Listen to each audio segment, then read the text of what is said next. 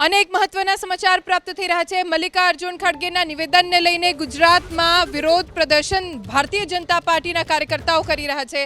गांधीनगर, सूरत, वडोदरामां भाजप कार्यकर्ताओ रस्ता उपर उतर्या। खड़गे गुजरातीओ अंगे आपेला निवेदननो विरोध करी रह्या छे। कोंग्रेसना राष्ट्रीय अध्यक्ष माफी मांगे तेवी भाजपना कार्यकर्ताओ मांग करी रह्या छे। सूरतना अडाजणमां भाजपे विरोध प्रदर्शन कर्युं। हाथमां पोस्टर अने बेनर साथे विरोध दर्शाववामां આવ્યો। आवतीकाले दिल्हीमां भारतीय जनता पार्टीना नेताओ अने कार्यकर्ताओ विरोध प्रदर्शन करशे। दिल्हीमां भाजपना कार्यकरो धरણા कार्यक्रम योजशे।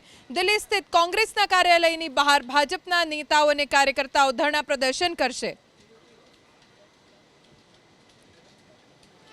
કોંગ્રેસના રાષ્ટ્રીય અધ્યક્ષ મલ્લિકાર્જુન ખડગેએ ગુજરાતીઓનું અપમાન કર્યું છે, ત્યારે બીજેપી દ્વારા અત્યારે હાલ ધરણા પ્રદર્શન કરવામાં આવી રહ્યા છે।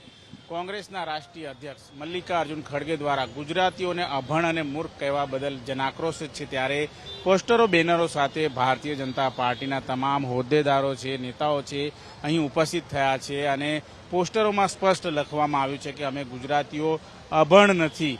માફી માંગવામાં આવે એ પ્રમાણે કોંગ્રેસને અત્યારે હાલ જણાવવામાં આવી રહ્યું છે। ત્યારે મોટી સંખ્યામાં અત્યારે હાલ ભાજપના નેતા કાર્યકર્તાઓ છે એ મોઢા ઉપર પટ્ટી બાંધીને આ પ્રમાણે મૌન વિરોધ છે અત્યારે હાલ દર્શાવવામાં આવી રહ્યા છે।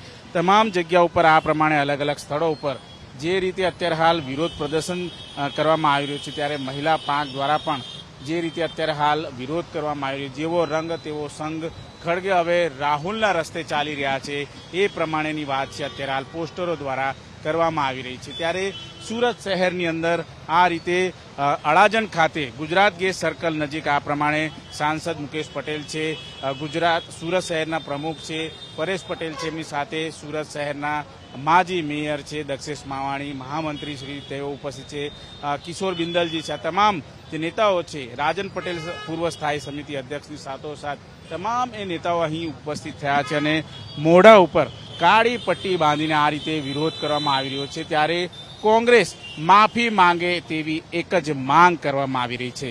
કેમેરામેન રાકેશ પાનવાલા સાથે ધનરાજ બાગલે, એબીપી અસ્મિતા, સુરત। પહેલાના આપણા ઇતિહાસમાં પણ ગુજરાત વેપાર ધંધા માટે પ્રખ્યાત રહ્યું હતું। આજે પણ ગુજરાત વિશ્વની અંદર વ્યાપાર ધંધા માટે પ્રખ્યાત રહ્યું છે। આવા ગુજરાતનું અપમાન કરવું, ગુજરાતીઓનું અપમાન કરવું અને કહેવું કે ગુજરાતી અભણ છે, આવા પ્રકારના વાક્યો બોલવા એ ખૂબ દુર્ભાગ્યપૂર્ણ છે। અમે આની કડી નિંદા કરીએ છીએ, ઘોર આલોચના કરીએ છીએ।